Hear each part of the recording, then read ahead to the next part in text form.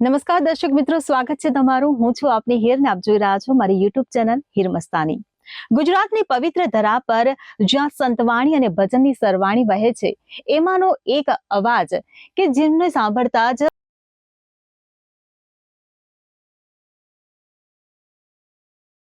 મીઠાશ છે, જેમના શબ્દોમાં શ્રદ્ધા છે અને જેમના ભજન અને ડાયરામાં હજારો લોકો મંત્રમુગ્ધ બની જાય છે.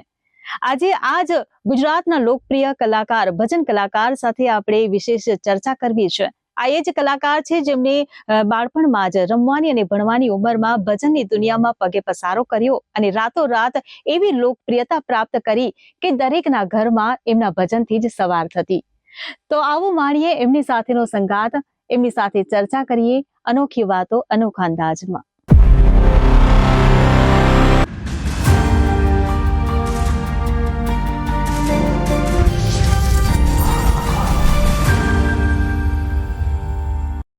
તો દર્શક મિત્રો, આપણી સાથે ઉપસ્થિત છે હાલ ગુજરાતના લોકપ્રિય બાળ ભજન કલાકાર કે જેમને તમે જાણો જ છો, છતાં નામ કહી દઉં, હરિ ભરવાડ.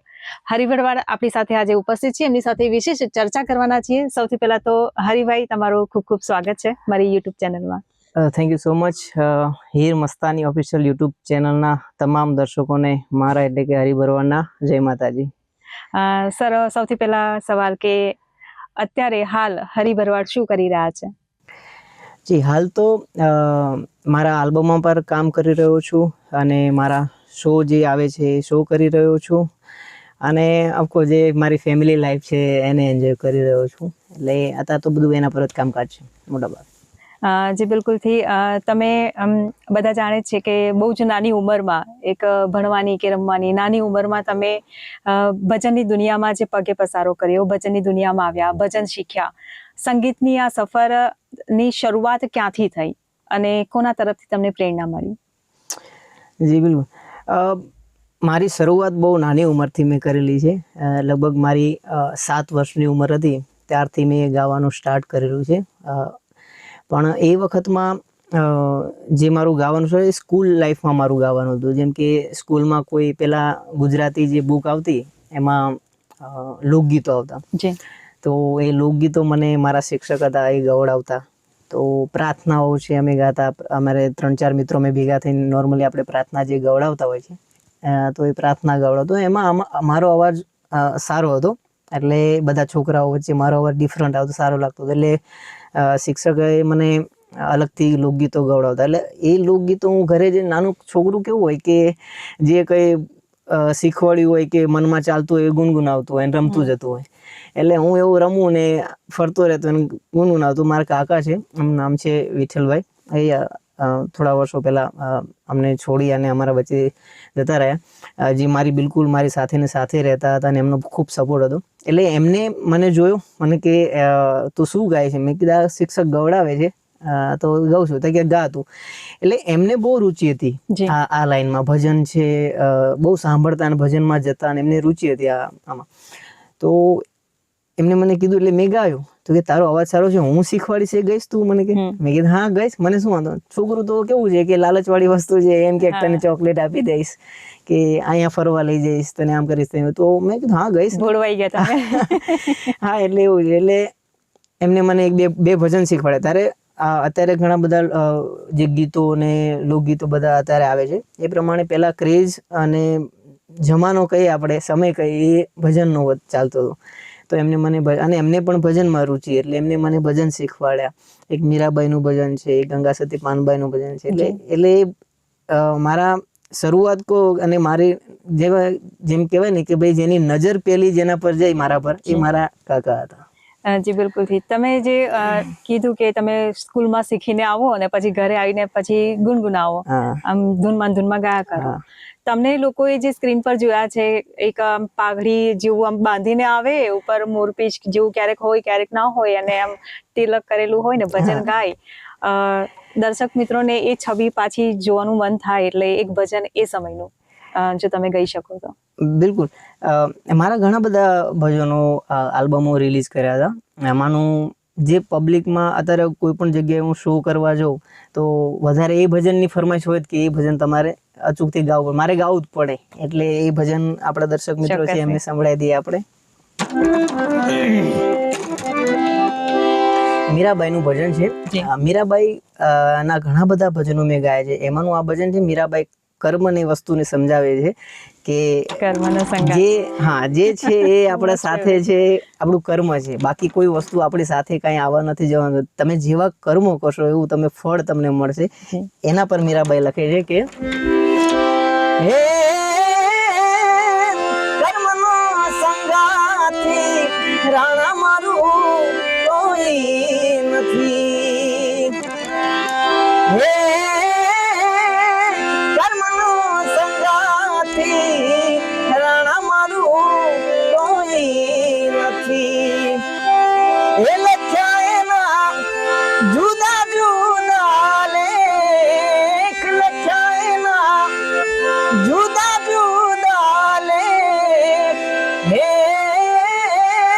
કર્મનો સંગાથી રાણા મારું કોઈ નથી. ખૂબ સરસ, ખૂબ સરસ. એક મારી પર્સનલ ફરમાઈશ મેં બહુ જ સાંભળ્યા છે તમારા, જીતે બી લકડી મરતે બી લકડી, અને તારો રે સાહેબો બતાવ. અચ્છા, હા. જી બિલકુલ. ઘણા બધા ભજનો છે જે તમે જે ફરમાઈશ કરો છો ને એ મોસ્ટ ઓફ હું મારા શોમાં બધા ગાવાના જ હોય છે. એટલે દર્શક મિત્રો જોડાયા છે એમને પણ આપણી વાતચીત તો બધા સાંભળતા જ હશે, પણ એમને એવું પણ હશે કે હરિભાઈના ભજનો થોડા એ પણ ગાય, એટલે એમને સાંભળવાની એમની પણ ઈચ્છા, જેમ તમારી ઈચ્છા છે એવી એમની પણ ઈચ્છા હશે. એટલે આપણે તમારી અને એમની બંનેની ઈચ્છા પૂરી કરીએ.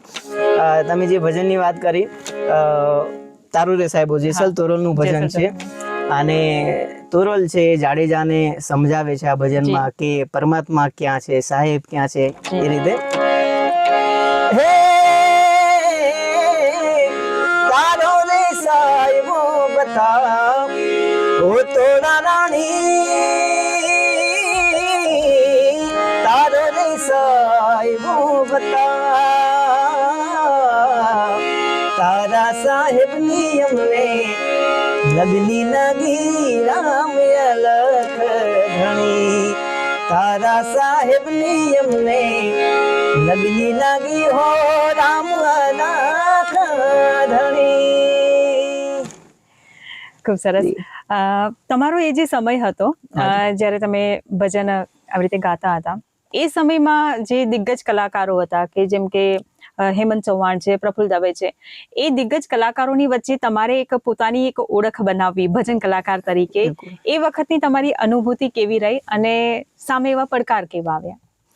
હા, એમાં કેવું છે કે પ્રફુલ્લ દવે, જે તમે બધા નામ લીધા, પ્રફુલ્લભાઈ દવે છે, હેમંતભાઈ ચૌહાણ છે, આ બધાને એક રીતે દિવાળીબેન ભીલ છે, ઘણા બધા કલાકારો છે, પ્રાણલાલ વ્યાસ છે, બધા આ બધા કલાકારોને હું સાંભળતો હતો. એટલે આમ કહેવા જાવ તો એ બધા આઈડલ છે બધા મારા એક રીતે તો.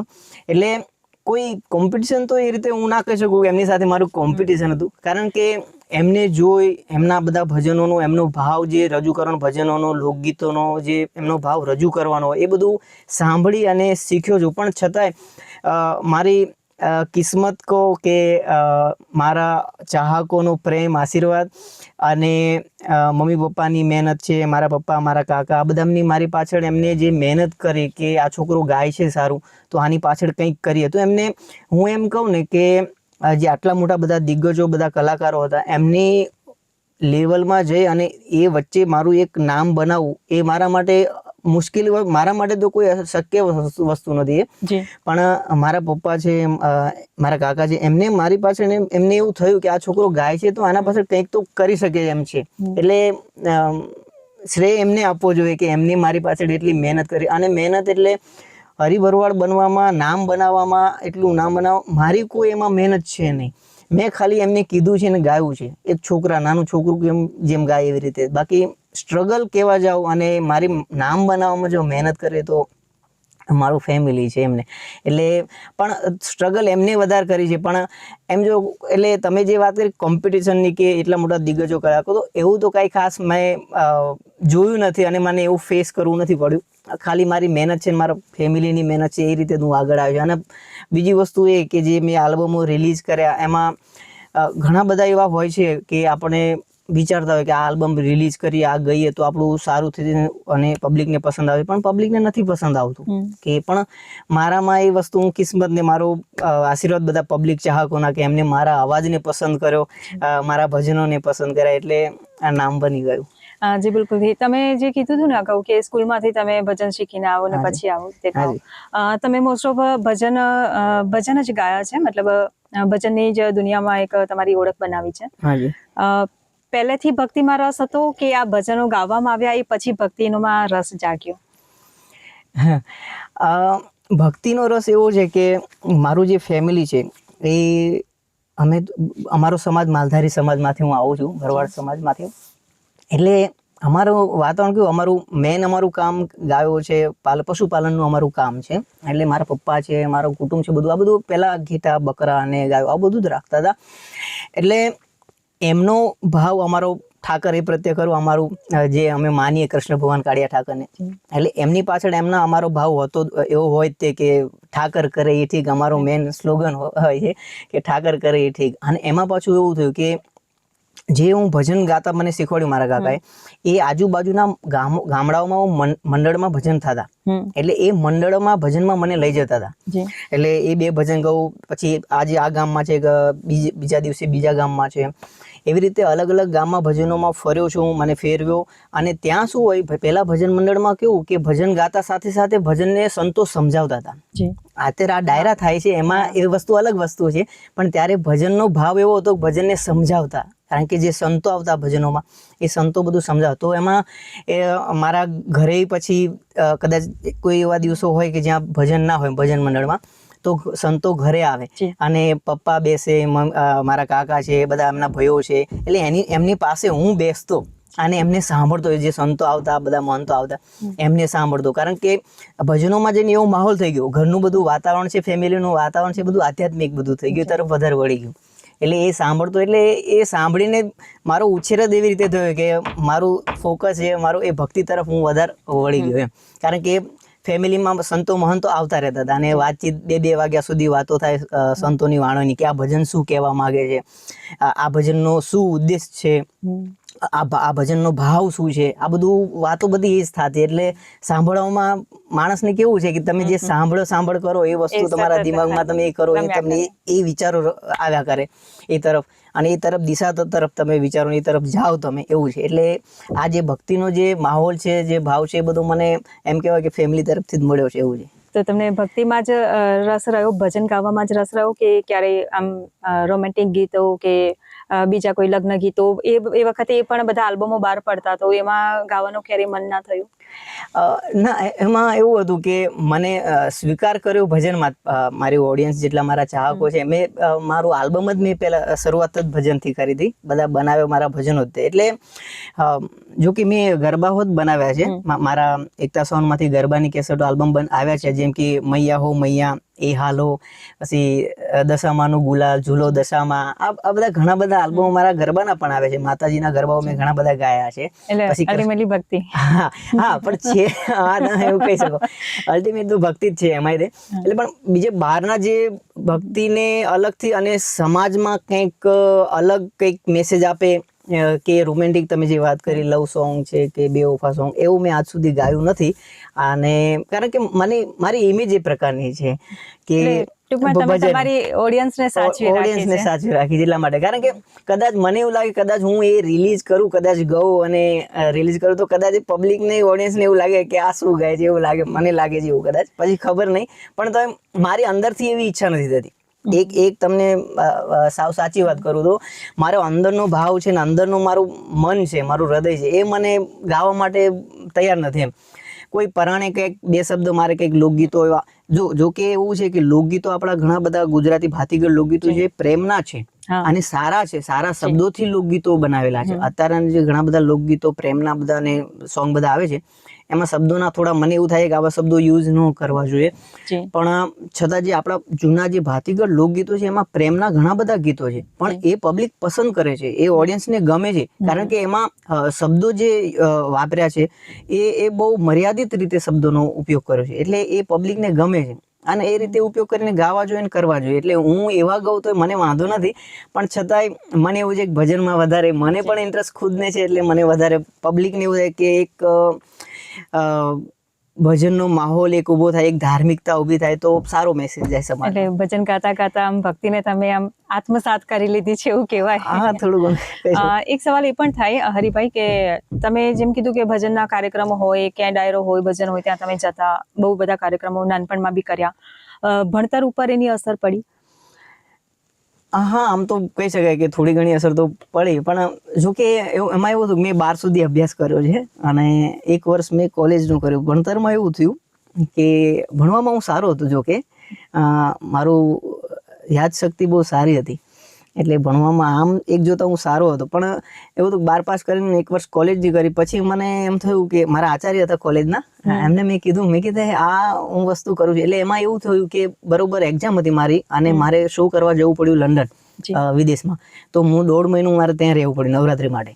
તો મેં બધું, મારી એક્ઝામ છૂટી ગઈ ને પછી બધું એવું થયું ને પછી હું પાછો આવ્યો ને પછી મેં સાહેબને વાત કરી, મારા પ્રોફેસર હતા એમને, મેં કીધું આ મારે કરવું છે તો અલ્ટિમેટ મેં કીધું મારું મ્યુઝિકમાં. તો મેં કીધું આ કરીને આ ડિગ્રી લઈને હું કરીશ શું? મેં કીધું કદાચ મળી જશે 3 વર્ષ કરીને. તો મેં કીધું, તો મેં એમને કીધું કે હું સંગીત તરફ આગળ વધવામાં આવું છું, મારે સંગીત શીખવું છે. કારણ કે કેવું છે કે હું જે સંગીત શીખ્યો છું, જે ગાયો છું બધા ભજનો આલ્બમમાં નાનપણમાં, એમાં કોઈ જગ્યાએ હું સંગીત શીખ્યો નથી.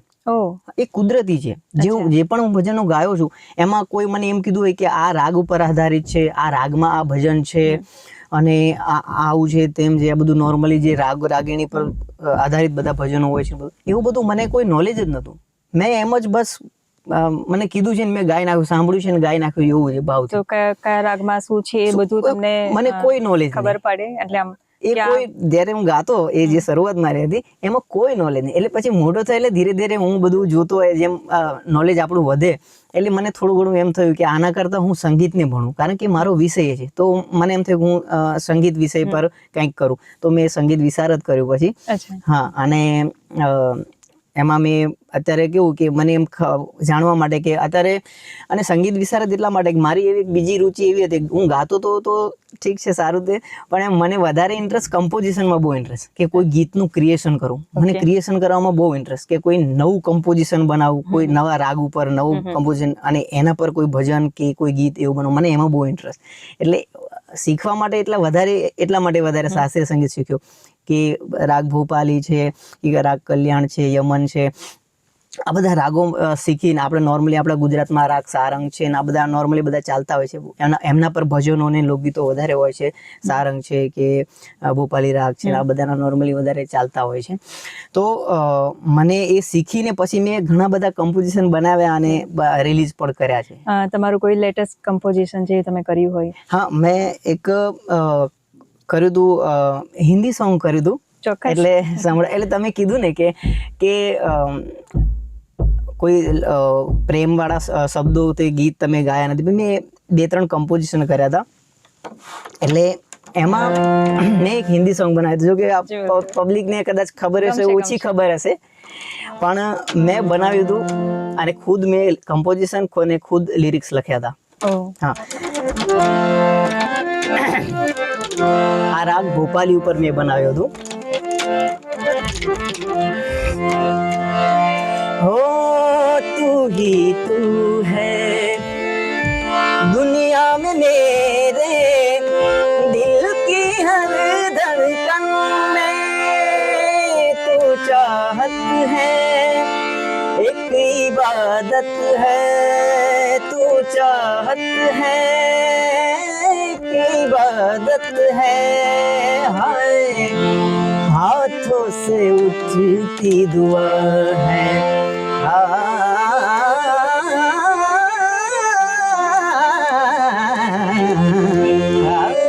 तू ही तू है दुनिया में मेरे दिल की हर धड़कन में. ખૂબ સરસ. મારી ઓડિયન્સ જ્યારે જોશે ને તો એ પણ કહેશે કે વન્સ મોર. એક સવાલ એ પણ છે કે તમે જે રીતે વાત કરી કે તમે વિદેશમાં ગયા હતા, લંડનમાં ગયા હતા, તમને આ કારકિર્દી બનાવવામાં જ રસ હતો, તમને સંગીતમાં જ રસ હતો. આ કારકિર્દી તમને અન્ય કયા કયા દેશમાં લઈ ગઈ અને કયા કયા એવોર્ડ તમને અત્યાર સુધી મળ્યા? જી મેં વિદેશમાં શો અમેરિકામાં કર્યા છે અને લંડનમાં મેં નવરાત્રી પર કરી છે, શો કર્યા છે ડાયરાઓ. એટલે ઘણીવાર અવારનવાર હું લંડન અને અમેરિકા માટે મેં શો કર્યા છે. અને આપણા ગુજરાત અહીંયાથી આઉટ ઓફ સ્ટેટ કહું તો મેં રાજસ્થાનમાં કર્યા છે, મધ્યપ્રદેશમાં કર્યા છે, મુંબઈમાં કર્યા છે, અને ગુજરાતમાં તો ઓલ ઓવર કોઈ પણ ગુજરાતનું કોઈ એવું ગામ કે તાલુકો નહીં એવો હોય જ્યાં મેં શો નથી કર્યા, બધે જ શો કર્યા છે. અને એવોર્ડમાં મને જ્યારે આપણા મુખ્ય વડાપ્રધાન નરેન્દ્ર મોદી અત્યારે હાલ છે એ ત્યારે મુખ્યમંત્રી હતા આપણા ગુજરાતમાં, ત્યારે મને શ્રેષ્ઠ મહાનુભાવનો એવોર્ડ અહીંયાથી નડિયાદ ખાતેથી મને ત્યારે એમના હસ્તે મને મળેલો છે નરેન્દ્રભાઈ મોદી તરફથી. અને 2007માં મને કેન્દ્ર સરકાર તરફથી બેસ્ટ ચાઇલ્ડ સિંગરનો ગુજરાત સ્ટેટ તરફથી એક સ્ટેટમાં એક સારા ચાઇલ્ડ સિંગર તરીકેનો એવોર્ડ મને દરેક ભારતમાંથી દરેક રાજ્યમાંથી એક એવા છોકરાઓને પસંદ કરી હતી કેન્દ્ર સરકારે.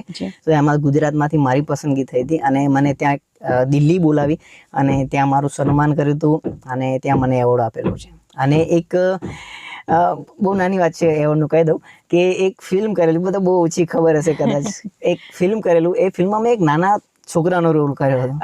હિતેન કુમાર? હા ના, એમાં મેં ખાલી ગીત ગાયું છે, એમાં મેં પ્લેબેક સિંગિંગ કર્યું છે હિતેન કુમાર માટે. અને જગત જોગણીમાં ખોડિયારી પિક્ચરનું નામ છે, એ તમે જે વાત કરો છો એ હિતેન કુમાર માટે મેં એમના નાનપણનું જે હિતેન કુમાર નાના છે ને બતાવે છે, એમાં મેં મારું પ્લેબેક સિંગિંગ મારું છે. અને બીજું મેં જે નાનપણનો રોલ કર્યો એ સાસરી લીલા લહેર છે ફિલ્મનું નામ છે. અને અને એમાં મેં એક નાના છોકરાનો રોલ પ્લે કર્યો હતો અને એમાં મને બેસ્ટ ચાઇલ્ડ એક્ટરનો એવોર્ડ મળ્યો હતો મુંબઈથી ટ્રાન્સ મીડિયા તરફથી. જી. તો પછી તમે એક એક્ટિંગ કરિયરને આગળ વધારવાનું વિચાર્યું?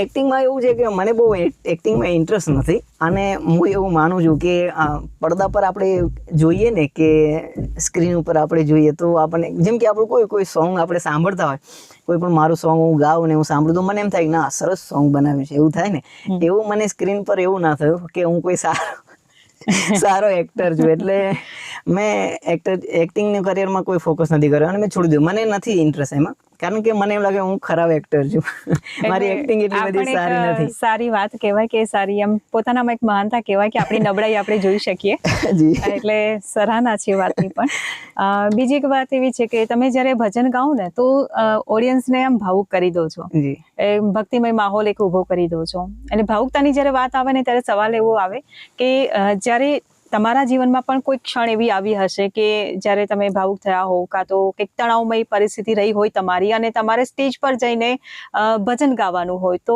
આવી પરિસ્થિતિને તમે કેવી રીતે હેન્ડલ કરીએ છો? એમાં તો મારી જે શરૂઆત બહુ તકલીફવાળી વસ્તુ છે, પણ તો હું શેર કરું છું, બહુ શેર નથી કરી કોઈ જગ્યાએ. હા, મેં કોઈ જગ્યાએ શેર નથી કરી, પણ પહેલી વખત મારા ખ્યાલથી હું શેર કરું છું. કારણ કે આ મુદ્દે બહુ ચર્ચા થાય છે, એટલા માટે કે કોઈ એવું પ્લેટફોર્મ અત્યારે તમારા થકી, આ તમારી ચેનલ થકી આપણે હું એને શેર કરું, કારણ કે બહુ પ્રશ્નો બહુ થાય છે આના પર. અને મને એમ થાય છે કે પ્રશ્નો નથી અને બહુ અફવા એક જાતની કહેવાય આ તો, પણ તો એ કે મને સ્ટેજ ઉપર જતાં મને ગાવામાં મને ખુદને તકલીફ પડી હોય, મારા માટે બહુ ખરાબ સમય એવો કહેવાય. તો એ મારા માટે એવો હતો કે જ્યારે હું નાનો છોકરો હતો ત્યારે મેં ઘણા બધા આલ્બમો રજૂ કર્યા હતા. એટલે એ વખતે કેવું હોય કે મારી ઉંમર હતી 10-11 વર્ષની ઉંમર હતી અને પછી ધીરે ધીરે ઉંમર આપણે વધે એ પ્રમાણે મેં આલ્બમો રિલીઝ કર્યા. પછી એક સમય એવો આવ્યો કે ટીનેજરમાંથી હું થોડો યંગ તરફ ગયો. એટલે એક કુદરતી પ્રક્રિયા છે આપણે, એવું નથી કે મારો અવાજ બદલાય કે કોઈનો અવાજ બદલાય, પણ એક મેલમાં વસ્તુ એવી છે કે નેચરલી કુદરતી પ્રક્રિયા છે, થોડો ઘણો યંગ અવાજ તરીકે થોડો ફેરફાર થતો હોય છે. પછી એ જે ફેરફાર થયો ને એ ફેરફાર વખતમાં મેં જે સ્ટેજ શો કર્યા ત્યારે મને બહુ અંદરથી બહુ તકલીફ પડતી હતી. આ પહેલી વખત હું કહું છું, મેં કોઈ જગ્યાએ કીધું નથી, કોઈ ઇન્ટરવ્યુમાં નથી કીધું, પણ મેં એ ફેસ બહુ ખરાબ રીતે, જો કે એ મારા ફેમિલી સપોર્ટથી મેં થોડો ઘણો હેન્ડલ કર્યો. બાકી બીજો કોઈ છોકરો એવો હોય તો એ પરિસ્થિતિમાંથી બહાર નીકળવું બહુ મુશ્કેલ હોય છે, કારણ કે તમને સામે સવાલ એવા થાય, કારણ કે દિમાગમાં તમારા નાનપણના અવાજ બધાના ઘર કરી ગયા હોય અને પછી અચાનક તમારો અવાજ ચેન્જ થયેલો તમે સ્ટેજ ઉપર ગાઓ તો પબ્લિક કેવું વિચારે કે આવું કેમ છે ને શું છે, એ વિચારે નહીં કે શું કે શું લેવા આવું કેમ આવું છે એમ. એ એવું ના વિચારે કે ભાઈ આ કુદરતી પ્રક્રિયા છે ચેન્જ થાય, એ એમનો વિચાર એવા ના હોય, પણ એમના તો સવાલો હોય એમ કે ભાઈ હવે તમે આમ નથી ગાતા, હવે તમે તેમ નથી ગાતા, હવે તમારો અવાજ આમ છે ને હવે તમારો એટલે એ સવાલો બહુ તકલીફ આપે, અંદર અંદર આપણને આમ થોડા કોતરી ખાતા હોય, આમ દુઃખ પહોંચાડે. પણ એ બધું સહન કર્યું છે ને બધું વેઠ્યું છે, પણ છતાં મેં કીધું ને કે શાસ્ત્રીય સંગીતની મેં તમને વાત કરી કે મેં આ શાસ્ત્રીય સંગીત શીખ્યો, પહેલા હું નહોતો શીખ્યો. તો જે અવાજમાં હું આ એક જે જેટલા પણ મને જોઈ રહ્યા છે અને જે અત્યારના નવા જે કલાકારો જે થઈ રહ્યા છે, જે યંગ કલાકારો છે, એમના માટે એક વસ્તુ જે હું કહેવા માંગીશ કે તમે નાનપણથી ગાતા હોય, કારણ કે 2-3 એવા કલાકારો નાના છોકરા છે જેમને મને કોન્ટેક્ટ કર્યો છે અને એમને મને આ વસ્તુ કીધી છે કે હરિભાઈ તમે જે ગાતા હતા એ જ પ્રમાણે હું જ ગાતો હતો, પણ મારો અવાજ પછી ચેન્જ થઈ ગયો, અત્યારે મને આ તકલીફ પડે છે તેમ તકલીફ. પછી હું એમને સલાહ આપું, કારણ કે હું એ સમયમાંથી પસાર થયો, એટલે મને ખબર છે કે એને હવે કેવી, પહેલાં મને નથી ખબર કે એ સમયને કેવી રીતે હેન્ડલ કરો અને એ અવાજ પ્રોસેસને કેવી રીતે હેન્ડલ કરવું, એના પર શું કામ કરવું. પણ અત્યારે જેટલા પણ જોઈ રહ્યા બધાને કહીશ કે રિયાઝ કરો. શાસ્ત્રીય સંગીત તમારા આજુબાજુ ક્યાંય પણ હોય તો સંગીતનું થોડું નોલેજ રાખો અને મેઇન વસ્તુ તમે એના પર રિયાઝ કરો. અવાજ તો તમારો ગમે એટલું તમે કરશો ને કોઈ પણ પરેજી પાડશો કે કંઈ પણ કરશો, અવાજ તમારો ચેન્જ થશે ને થશે જ, કારણ કે એક કુદરતી પ્રક્રિયા છે મિત્રો. એટલે એ વસ્તુ ઓડિયન્સને પણ સમજવા જેવી છે કે આ વસ્તુ નેચરલ છે, કુદરતી છે, એટલે ચેન્જ તો થાય. પણ જે કલાકાર છે એમના માટે, જે નવા કલાકારો આવે છે જે એમના માટે ખાસ કે તમે એના પર, મેં થોડી લેટ એના પર સમજ્યું એ વસ્તુ અને મેં લેટ રિયાઝ કરવાનું બધું એવું થયું, એટલે મેં થોડી એ પરિસ્થિતિ એટલે મારે પસાર થવું પડ્યું. જો કદાચ મને એની પહેલાં જાણ હોત ને તો મારે આટલા ખરાબ સમયમાંથી કદાચ થોડો ઘણો સમય જે મેં સહન કરી એ ન થાત. એટલે રિયાઝ કરો, અવાજને મંદ્ર સપ્તકમાંથી રિયાઝ કરો, સા ભરો, આ બધા રિયાઝ ઘણા બધા. અત્યારે તો સોશિયલ મીડિયા એટલું બધું થઈ ગયું છે, યુટ્યુબમાં તમે ખાલી એમ લખો કે ભાઈ રિયાઝ કેવો કરવો, ગુજરાતીમાં બોલીને અત્યારે તો બોલી દેવાય છે, લખતા ના આવડતું હોય તો કે ભાઈ શું રિયાઝ કરવો, શેનો રિયાઝ કરવો, તો તમને યુટ્યુબમાંથી બધું મટીરિયલ્સ મળી જશે. પણ રિયાઝ કરજો અને મહેનત કરજો. જી બિલકુલથી. સોશિયલ મીડિયાની વાત કરીએ એટલે એક વાત યાદ આવે કે સોશિયલ મીડિયામાં અત્યારે કેવું કે રાતોરાત બધા ફેમસ થઈ જતા હોય છે, સ્ટાર થઈ જતા હોય છે. તો આ ફેમસ થવું અને સામે ટકી રહેવું, આ બે વચ્ચે તમે તફાવત શું જુઓ છો? બહુ અઘરું છે. જેટલું નામ બનાવવું ને એ મારું એવું માનવું છે કે જેમ કે મેં શરૂઆત કરી હતી એઝ એ ચાઇલ્ડ સિંગરથી, તો મારી કોઈ એમાં સ્ટ્રગલ હતી નહીં નામ બનાવવામાં. મને હા, મારી ફેમિલીની એ વસ્તુ સ્ટ્રગલ કે જે કોઈ એ બધી કરી છે, એમને મારી પાછળ મહેનત કરી છે ને એમને સમય જોયો છે. બધા અલગ અલગ ગામોમાં લઈને ફરવું, જવું આવવું, અને કોઈ પણ રૂપિયો મળે નહીં પાછો. એવું નહોતું કે પહેલાંથી જ હું પૈસા કમાવા, ઘરના પૈસા કાઢી અને જવાનું આવવાનું એવું બધું એમને સમય પણ એમને કર્યું છે મારી માટે. પણ નામ બનાવવામાં મને એટલી નથી મુશ્કેલી પડી, પણ નામ ટકાવવામાં બહુ જ મુશ્કેલ પડે છે. એ મારા માટે હું માનું છું કે અઘરું છે કે નામ ટકાવી રાખવું. એટલે એના માટે એક જ વસ્તુ છે કે અત્યારે સોશિયલ મીડિયાનો પહેલાં એવા પ્લેટફોર્મ નહોતા. 2-4 કંપનીઓ એવી હતી જેમાંથી સીડી આલ્બમ રિલીઝ થતા, તમને ખ્યાલ જ હશે. પણ અત્યારે તો તમારા પાસે સોશિયલ મીડિયા છે, એટલે એમાંથી તમે પોતાનું ચેનલ ક્રિએટ કરી શકો છો. ઇન્સ્ટાગ્રામ છે, એમાં તમારું એકાઉન્ટ બનાવી શકો, એમાંથી તમારી પાસે જે ટેલેન્ટ હોય એને તમે કન્ટિન્યુ મૂકી શકો છો. એટલે નામ બનાવવા માટે, ટકી રખાવવા માટે અત્યારે ઘણા બધા સોશિયલ મીડિયાનો ઉપયોગ કરીને તમારા પાસે ઓપ્શન છે. પણ અઘરું તો છે, પણ તમે જો એની પાછળ મહેનત કરો, રિયાઝ કરો, પેલું નથી કે ભાઈ લાગ્યા જ રહો તમે તો તમારું કામ થઈ જશે. એટલે એવું છે કે લાગ્યા રહેવાનું, મૂકી નહીં દેવાનું. ગમે એટલો સમય લાગે પણ લાગ્યા રહેવાનું. તો એ તમારો સમય છે, આજે નહીં તો કાલે, પણ એ સમય તો તમારો પાછો આવી જાય, પણ લાગ્યા રહેવાનું. એટલે ટકી રહેવાનું થોડું મુશ્કેલ છે, પણ તમે મહેનત કરતા રહેશો, રિયાઝ કરતા, કોઈ પણ ફળની અપેક્ષા રાખ્યા વગર.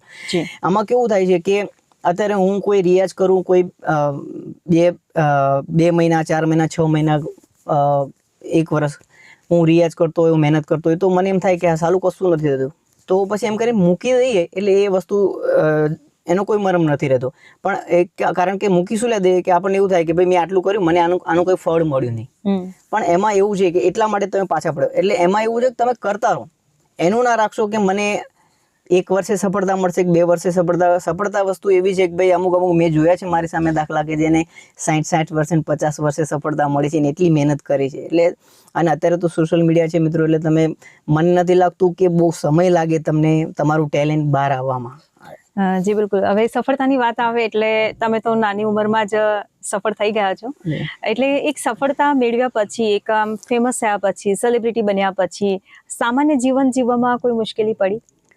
જેમ તમે કીધું કે હું સ્કૂલમાંથી જ ગાતા શીખ્યા, પછી તમારું જે ફ્રેન્ડ સર્કલ હોય તો એની પર એક સેલિબ્રિટી બન્યા પછીની છાપ કેવી હોય ને વર્તન કેવું હોય? હા, ફ્રેન્ડ સર્કલમાં તો ઉપરથી મજાની વસ્તુ થઈ જાય અને સમાજ પણ જોડે. હા, પણ એમાં તો મસ્તી થાય ને એમાં તો મજા આવે. ફ્રેન્ડ સર્કલમાં તો એમાં તો કોઈ વાંધો ના આવે. પણ એક વસ્તુ છે એમાં, સેલિબ્રિટી બને તમને ફેમસ થઈ જાઓ અને તમારું નામ થાય, તમને માણસો ઓળખતા થઈ જાય.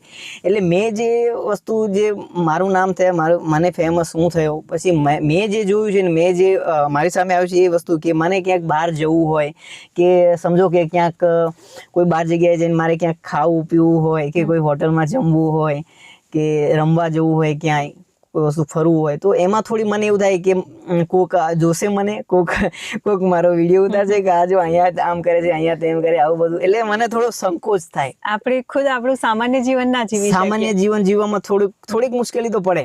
હા, તમારે જીવવું હોય તો તમે જીવી શકો એવું નથી, પણ થોડી મુશ્કેલી તો પડે એના માટે. કારણ કે અમુક સમય શું થાય કે તમને ચાહક વર્ગ, તમે ગયા હોય, સમજો કે હું કોઈ જગ્યાએ ગયો ને તમને ઓળખી જાય તો બધા ભેગા થઈ જાય કે ભાઈ અમારો ફોટા પડાવવા છે, આમ ને તેમ. તો તમે જે કરવા ગયા હોય એ તો બધું પૂરું થઈ જાય. એટલે આપણે એમનું જે બધું કરીને એમની પાછળ સમય કાઢી, જો કે આવ્યા હોય એમનો ભાવ પ્રેમ લઈને, એટલે આપણે એમની પાછળ કરવું પડે. કારણ કે એમનો પ્રેમ છે ને ભાવ છે, આપણને પૂછે નહીં તો અત્યારે કોણ પૂછે છે અત્યારે માણસોને. પણ આપણા માટે થઈને સમય કાઢતા હોય ને આપણા પ્રત્યે પ્રેમ હોય આપણી પાછળ, તો આપણે એ સમય એક સેલ્ફીનો હોય કે પછી ફોટાનો હોય, આપણે પૂરો કરવો પડે. અને હું પૂરો કરું છું, મારે જેટલો બને ટ્રાય. પણ સામાન્ય જીવનમાં થોડો ફેરફાર તો થાય છે.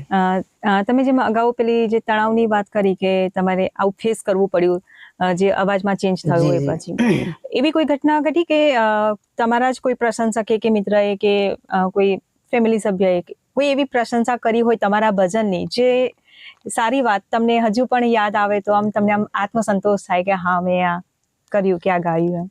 હા, એમાં ઘણા બધા નોર્મલી તો બધું એના પર પ્રશંસા થતી જ હોય છે, જે મારા ભજનો ગાતો. પણ કેવું છે, મારું એવું માનવું છે કે ઓડિયન્સ પર તો આપણને પ્રશંસા થાય, પણ એઝ એ કલાકાર તરીકે હું કોઈ પણ સોંગ બનાવું અને કોઈ પણ ગીત રિલીઝ કરું, ગાઉં, પણ એમાં અમારા જે કલાકાર સર્કલ હોય એમાંથી જો પ્રશંસા મળે તો થોડું વધારે આનંદ આવે. જેમ કે મારા મિત્રો છે, ખૂબ સારા સિંગર છે, ધવલ બારોટ, બહુ સારું નામ છે એમનું, અને ખૂબ સારું ગાય છે. એમના બહુ ઘણા બધા પ્રોગ્રામ થતા, શો થતા. તો મારા મિત્ર છે. તો મેં એક સોંગ બનાવ્યું હતું, તો એમને મને સ્પેશિયલ વિડીયો કોલ કરી અને મેં રિલીઝ કર્યું હતું એ સોંગ. એ રિલીઝ થયા પછી એમને સાંભળીને એમને બહુ જ મજા આવી. મને કે બહુ સારું ગાય, ને એમને ખુદ ગાવા માંડ્યા. મને કે વાહ શું ગાયું છે. અને એની બહુ પ્રશંસા થઈ. એટલે કલાકાર સર્કલ જે જાણે છે ભજન વસ્તુને, જાણે છે કે આ ગીત શું છે, એનું મર્મ સમજે છે, એનું ગાયકી સમજે છે, એની પ્રશંસા થાય એટલે આપણને મજા આવે. એટલે એમને હાલ ફિલહાલમાં તો આ વસ્તુ છે કે એમને જે મેં ગીત રિલીઝ કર્યું હતું ને, એમને મને કીધું વિડીયો કોલ કરીને, ખાસ કરીને મને કીધું કે બહુ ગાયું, ગજબ ગાયું છે. થેન્ક યુ ભાઈ. એટલે એવું બધું છે. એટલે આપણને એમાં થોડો વધારે આનંદ આવે. જેમ મેં તમને અગાઉ પણ વાત કરી કે તમારી એક જે છબી હજુ પણ ઓડિયન્સમાં અંકાયેલી છે કે હરિ ભરવાડ એટલે એક નાનું બાળક જે આમ પાઘડી બાંધીને, રૂમાલ બાંધીને આમ ભજન ગાય અને કૃષ્ણ ભગવાનના જ વધારે હરિના ભજન ગાય.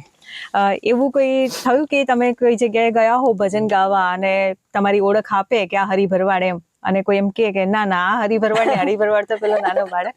આ સવાલ એટલા માટે મને થયો કેમ કે આજે જ મારા મમ્મીને મેં કીધું ને કે મમ્મી હું આ હરિભાઈ ભરવાડને ત્યાં જઉં છું, એટલે ફોટો બતાવ્યો તો મમ્મીએ કીધું કે ના બે આ એ નહીં, આ એ તો નાનો છોકરો હતો એમ. એટલે મારી સાથે આવું થયું, તમારી સાથે તો આવું થતું જ હશે. બિલકુલ. આ તો કેવું છે, સાચી વાત કરું ને તો જે આ તમે જે સવાલ કર્યો છે ને, એ હું અવારનવાર નહીં, રોજ ફેસ કરું છું. હા, સાચી વાત. જે તમે કીધું કે આ તો એ નહીં, આ તો બીજા છે એવું. અને હાલ પણ હું ઇન્સ્ટાગ્રામ મારું અત્યારે મારા બીજા દિવસે કે ત્રીજા દિવસે હું અત્યારે વિડીયો રિલીઝ કરતો હોઉં છું. કોઈ ગીત સારું એવું આ બધાને મજા આવે, ઓડિયન્સ બધું જે મારું ફેન ફોલોઈંગ છે એમને મજા આવે એટલા માટે બધું રિલીઝ કરતો હોય છે, એક રીલ્સ મૂકતો રહેતો હોય છું. તો એમાં કમેન્ટો ઘણી બધી આવે, તો એમાં રોજ એક કમેન્ટ તો એવી હોય જ કે આ એ હરિભરવાડ નથી. એ હાલ ફિલહાલમાં હમણાં 2 દિવસ પહેલા એક ભાઈ યુટ્યુબમાં કરી કે આ ઓરિજિનલ નથી, ઓરિજિનલ તો જે હરિભરવાડ હતા એમને તો મારી નાખ્યા છે અને આ ભાઈ તો પચાવી પાડ્યું છે, એ ભાઈનું આ નકલી છે. હા, મેં કીધું હવે આ ભાઈને મેં કીધું શું જવાબ દેવો. હવે મને એમ થાય કે આ ભાઈ આટલું બધું અફવા કેટલી બધી છે કે ભાઈ મને એમ થાય કે એ ભાઈનું કેટલું બધું દિમાગ એને કમેન્ટમાં કર્યું છે કે મેં પચાવી પાડું ત્યાં સુધી હરિભરવાડના એમને ઘર પચાવી પાડ્યું છે ને. એક રીતે જોવા જઈએ તો એમને હરિભાઈ જે નાના જે હતા હરિભાઈ એમની પ્રત્યેની એટલી લાગણી પણ હા, એ તો છે. એ બીજા કોઈને હરિભરવાડના નામે જોઈ નથી શકતા. હા, એ તો છે. પણ મને એમ થાય કે મારા મા બાપ છે એ તો મને ઓળખતા હોય ને, હું કેમનું ઘર પચાવી લઉં ને બધું કરી લઉં. એટલે આ જે સવાલ છે ને એ તો હું રોજ ફેસ કરું છું કે આ એ નથી, આ બીજા છે એવું. પણ હું આ તમારા ચેનલ થકી બધાને એક સંદેશ, એક મેસેજ ને એક વિનંતી કરીશ કે ઘણા વર્ષોથી આ અફવા છે મારા ખ્યાલથી, કારણ કે મેં ઘણા વર્ષોથી આ અફવાને એવું કે ભાઈ હરિભરવાડ મરી ગયા છે, હા એવું બધી અફવા છે એવું. એટલે મેં ઘણા વર્ષો આ ફેસ કરી છે આ અફવાને.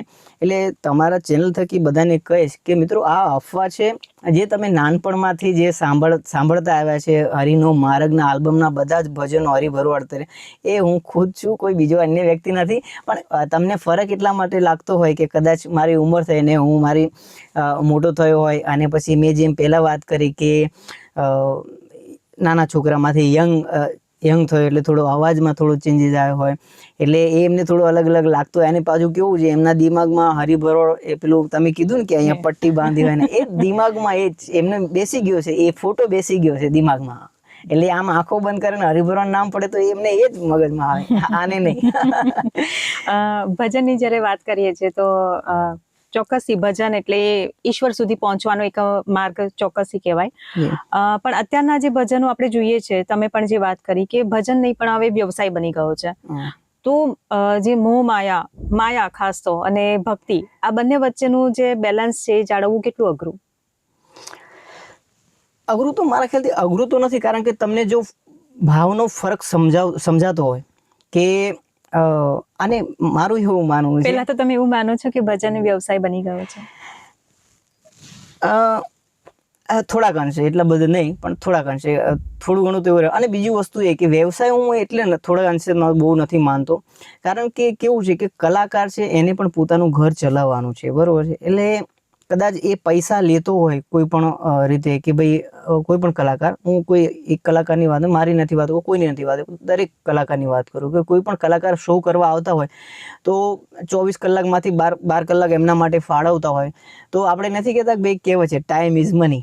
તો એવું વસ્તુ છે. તો એ ટાઈમના પૈસા છે, બાકી મેં કલાના પૈસા કોઈ, મને નથી લાગતું કોઈ કલાકાર લેતો હોય કે એને જે કલા છે એના પૈસા લેતો, કારણ કે એ કુદરતી આપેલી કલા છે, એ તમારી સમક્ષ રજૂ કરે છે અને તમને આનંદ કરાવવા માટે એનો ભાવ હોય છે કલાકારનો. તો બાકી બીજા કોઈ અન્ય કલાકાર હું ટિપ્પણી ન કરી શકું, પણ હું મારા થકી જે મારા અંગત હોય એમના સાથે કહી શકું કે એની કલાના પૈસા નથી લેતો, એને જે ટાઈમ ફાળવે છે એની પાછળનું જે જવું આવવું છે, આ બધું ફેમિલીને મૂકી અને ફેમિલીથી દૂર થઈને એટલો સમય ફેમિલીને નથી આપતો ને એટલો સમય ઓડિયન્સ એનું જે ચાહક વર્ગ છે એને આપે છે. એટલે એમને આનંદ કરાવવા માટે એ થોડા ટાઈમના પૈસા થક ઘણા કલાકાર લેતો હોય, તો એ કોઈ મારા માટે એવું નથી કે એ વ્યવસાય છે, લેવા જોઈએ, કારણ કે એને ઘર ચલાવવાનું છે એટલા માટે. અત્યારના સમયમાં કેવું કે ઘણા લોકો છે ને જૂના ભજનો હોય, આપણા પરંપરાગત જે ગીતો હોય, એમાં એક વિદેશી ટચ આપીને જે ડીજે નો તાલ નાખીને કે વેસ્ટર્ન મ્યુઝિક આપીને જે રીતે રજૂ કરે છે, તો એક કલાકાર તરીકે તમે શું કહેશો કે અત્યારના સમયમાં ભજનની જે મૂળ આત્મા જે હતી, જે આમ સાંભળીને આમ જે બધા ભક્તિમય થઈ જતા હતા, તલ્લીન થઈ જતા હતા, તો એ ભજનનો જે આત્મા હતો એ અત્યારે મરી ગયો હોય એવું લાગે છે? ના, એવું તો સાવ તો હું એવું નથી માનતો કે આત્મા ભજનનો મરી જાય, કારણ કે કેવું છે, જેમ સમય જેમ બદલાતો જાય છે, આજથી સમજો કે 100 વર્ષ 150 વર્ષ પહેલાં, 200 વર્ષ પહેલાં જુઓ તો ભજન થતા તંબુરો છે, એકતારો, એક તારા પર થતા મંજીરો, એક તારો, પછી એમાં એડિશનલ થોડો સમય વધ્યો એટલે થોડા એની સાથે તબલા જોડાયા, પછી થોડો સમય થયો તો વાયલિન છે, બધા ઇન્સ્ટ્રુમેન્ટ જેમ જેમ જેમ જેમ સમય ગયો અને પરિવર્તન આવ્યું એમ બધું જોડાતું ગયું છે. એવું નથી કે પહેલાંના સમયમાં આ નહોતું કે બીજું નહોતું, પણ એ સમયમાં મેં તે જે અવેલેબલ હતું એ સાથેનું જે ગાયક હોય એ એક તારો હોય કે ભાઈ કીધું ને કે એવી રીતે તબલા છે, આવી રીતે પરિવર્તન સમય સાથે પરિવર્તન થતું રહ્યું છે. અને અત્યારે જે જમાનો છે, જે પ્રમાણે સમય છે, એમાં ડીજેને લઈને અત્યારે કેવું છે કે હું જોઈ રહ્યો છું જે પ્રમાણે, તો થોડોક ધાર્મિકતાનો માહોલ મને ઓછો લાગે છે અત્યારનો જે સમય ચાલે છે. તો અને અત્યારે સમય કોનો છે, તો યંગ જનરેશનનો સમય છે. કારણ કે જે હું તો કહું યુટ્યુબ છે, ઇન્સ્ટાગ્રામ છે, ફેસબુક છે, આ બધું કોણ જોવે છે, તો યંગસ્ટર જોવે છે મોટા ભાગે. જે ઉંમરલાયક છે ને એમને બધાને તો કોઈ આના વિશે બહુ નોલેજ નથી મારા ખ્યાલથી. એટલે યંગસ્ટરને જો ભજન તરફ લાવવા હોય અને ભજન સંભળાવવા હોય અને એમાં કંઈક ડીજેનો કંઈક ડીજે એટલે જે પેટર્ન થોડી ઘણી વાગતી હોય એ જો એડ કરીને જો એ યંગસ્ટર સાંભળતા હોય તો કરવામાં મારા ખ્યાલથી કોઈ વાંધો નથી. કારણ કે એ બાને ભજન તો સાંભળે છે, ભલે એમાં ડીજેનો થોડીક પેટર્ન વાગતી હોય ને કે અલગ વાગતું હોય, પણ મારો ઉદ્દેશ તો એવો કે એ બાને ભજનના શબ્દો તો એના શબ્દો તો સારા છે ભજનના, એમાં કોઈ અમર્યાદિત શબ્દો તો નથી જ આવતા ભજનમાં તો. એટલે એ બાને ભજન તો સાંભળે છે યંગસ્ટર, એટલે મારા ખ્યાલથી એમાં કોઈ ખોટું નથી. હું નથી માનતો કે ખોટું છે. જી બિલકુલ. હવે તમારા દર્શકો માટે એક કહી દો કે હવે આવનારા સમયમાં હરિ ભરવાડનો કયો આલ્બમ આવશે? જી, આવનારા સમયમાં 2-3 આલ્બમો આવવાના છે મારી ચેનલ છે યુટ્યુબ ચેનલ હરિ ભરવાડ ઓફિશિયલ. એમાં મેં હમણાં 2-3 આલ્બમ રિલીઝ કર્યા છે, આપ જોઈ શકો છો. એમાં જે તમે ડીજેના પેટર્નની વાત કરી એ થોડું ઘણું મેં એ પેટર્ન રીતે બનાવીને, કારણ કે મને એવું લાગે છે એટલા માટે કે યંગસ્ટર સાંભળે, બધા જે આજના યુવાનો છે એ બધા સાંભળીને, અને એ પસંદ પણ આવ્યું એક સોંગ અને બધાને મજા પણ આવી. એટલે હું આગળના એક રામાપીનું સોંગ છે એના પર વર્ક કરી રહ્યો છું, એ ખૂબ નજીકમાં મારી ચેનલમાં આવશે. પછી એક બીજું છે કે અત્યારે ઘરડા ઘર છે જે વૃદ્ધાશ્રમ, એ બધા હું જોતો હોઉં છું કે થોડો એનો વધારો થઈ રહ્યો છે. મા બાપને છોકરાઓ છે કે આ તે બધા મૂકી આવતા હોય છે. તો મેં બહુ સમય પહેલાં મારું એક આલ્બમ આવેલું ઘરડા ઘરમાં બેઠી માવડી, તો એનો બીજો ભાગ પણ બનાવ્યો છે. અને હવે હું એક બીજું સોંગ બનાવી રહ્યો છું. આજના જે યંગસ્ટર છે, જે યુવાનો છે, જે થોડા દિશાહીન થઈ ગયા છે, જે પોતાના મા બાપને કે ફેમિલીને સમજતા ના હોય, કે એમને એવું લાગતું હોય કે મમ્મી પપ્પા તો મને આમ જ કહેતા હોય છે ને આમ કરતા હોય છે ને તેમ કરતા હોય છે, અને એમને કદાચ એટલી હદે આવી જતા હોય છે કે વૃદ્ધાશ્રમ પણ મૂકી આવતા હોય છે. એટલે એમના માટે પણ એક સોંગ સંદેશ રૂપે એક લઈને આવવાનો છું. એ પણ ટૂંક સમયમાં આવશે, પણ એને થોડી વાર લાગશે કદાચ, કારણ કે એનું કામકાજ થોડું વધારે છે. પણ એક રામાપીનું સોંગ છે એ બહુ ટૂંક સમયમાં આવશે. એટલે આપ સૌ જોજો, હરિ ભરવાડ ઓફિશિયલ યુટ્યુબ ચેનલને સબસ્ક્રાઇબ પણ કરી લેજો. તમારું એક શ્રવણ ઉપર પણ એક ભજન હતું, માછલી વિયાણી દરિયાને, તો એક એ પણ થઈ જાય. માછલી વિયાણી દરિયાને બે, શ્રવણ રિયો એની માને રે પેટ, કાળી પછેડી ને ભમરિયાળી વાત, શ્રવણ જન્મનો મારમ રાત, કાળી પછેડી ને ભમરિયાળી વાત, શ્રવણ જન્મનો મારમ રાત. હે 5 વર્ષનો શ્રવણ થયો, લઈ પાટીને ભણવા ગયો, ભણી ગણીને મોટો થયો, એ તો સુઘરી નારને પરણી ગયો. જી બિલકુલ. અને મારી એક ફરમાઈશ હજુ બાકી રહી ગઈ છે, જીતે ભી લકડી. અચ્છા, જી બિલકુલ. હા, આ ભજન છે કેમ કે બહુ જ એની ઇમ્પેક્ટ પડતી, અને હું પણ જેમ તમે ગુનગુનાવતા ને એમાં હું પણ મારા ઘરમાં કોઈ પણ કામ કરતી હોય ને તો મોસ્ટ ઓફ તમારા ભજનો મારા મોઢામાંથી નીકળતા હોય, વાગ્યા કરતા હોય. સરસ. તો જે આપણા દર્શક મિત્રો છે એમને પણ ઘણા બધા સાંભળે છે. આ ભજન કબીર સાહેબનું ભજન છે, અને કબીર સાહેબે આમાં સમજાવ્યું છે કે જીવનની આપણી જેટલી પણ અવસ્થા છે, હમ. બાળપણ છે કે યુવાની આવે ત્યારે લગ્ન કરીએ, હમ. પછી ઘડા થઈ મરી જઈએ ત્યારે સ્મશાનમાં આપણને બાળે. લાકડા પરથી ભજન છે કે કોઈ હા. સાથે આવે કે ન આવે, પણ એક લાકડું એવું છે કે જીવનમાં દરેક અવસ્થાએ તમારી સાથે છે. આખું ભજન તો આપણે અહીંયાથી નહીં રિલીઝ ગઈ શકીએ, પણ 2 કડી ગઈ શકીએ. એટલે પણ આખું ભજન સાંભળ્યું તો તમને મજા આવશે એમાં, કારણ કે કબીર સાહેબે ખૂબ સરસ સમજાવ્યું છે. અને છેલ્લે ભજનના અંતમાં એ પણ સમજાવ્યું છે કે આખા જીવનમાં જેમ લાકડું કામ આવે છે, કેમ કે મેં કીધું ને કે યુવાવસ્થા થાય, લગ્ન થાય એટલે માંડવો છે એ લાકડાનું, પછી ભણવા જાય તો પાટી આપણે એ લાકડાની, પછી જન્મ થાય તો જે પારણામ ઝુલાવતા એ લાકડાનું. પણ છેલ્લે કબીર સાહેબે એ સમજાવ્યું છે કે આ બધું તો લાકડાનું છે, પણ એક લાકડું એવું છે એ લઈ લો તો ભવસાગર પાર તરી જવાય, આ જીવનનો ઉદ્ધાર થઈ જાય. કયું તો કે તંબુરો લે લો, તંબુરા લકડી કા. એટલે કબીર સાહેબ કે જીતે ભી લકડી મરતે ભી लकड़ी, देख तमाशा लकड़ी का, क्या जीवन क्या मरण कबीरा, क्या जीवन क्या मरण कबीरा, खेल रचाया लकड़ी का, जीते भी लकड़ी मरते भी लकड़ी, देख तमाशा लकड़ी का. ચોક્કસથી ખૂબ સરસ. હરિભાઈ, ચોક્કસથી હું તમને એવું કહેવા માંગીશ કે તમે તમારી ભક્તિ, ભજન, સંગીત અને તમારી જે આ શ્રદ્ધા છે એનાથી ખરેખર એ સાબિત કર્યું છે કે જો સમર્પણ હોય ને તો સફળતા નાની ઉંમરે પણ મળે છે. તમારી જે આ ભજનની અને તમારા જીવનની જે સફર છે ખૂબ જ પ્રેરણાદાયી છે. અમારા દર્શક મિત્રોને પણ ચોક્કસથી પ્રેરણા આપશે.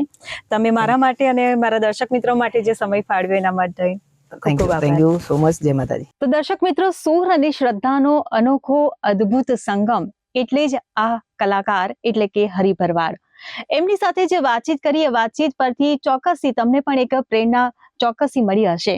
આશા રાખીએ કે આ વિડીયો તમને ગમ્યો હોય, અને જો વિડીયો ગમ્યો હોય તો કમેન્ટ કરીને ચોક્કસથી જણાવજો. અને આવી જ પ્રેરણાદાયી વ્યક્તિ કે સ્ટોરીને જોવા માટે મારી સાથે જોડાયેલા રહો. મારી યુટ્યુબ ચેનલ હીર મસ્તાનીને લાઈક કરો, શેર કરો, સબસ્ક્રાઇબ કરો. નમસ્કાર.